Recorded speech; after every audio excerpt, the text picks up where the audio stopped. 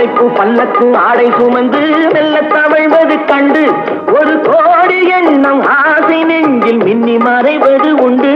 ஒரு கோடி எண்ணம் ஆசை நெஞ்சில் மின்னி மறைவது உண்டு. அழகு நடையை பழகும் சிலையை அழைக்க வந்தேனே, இதழ்கள் பொழியும் அமுத மழையில் மிதக்க வந்தேனே.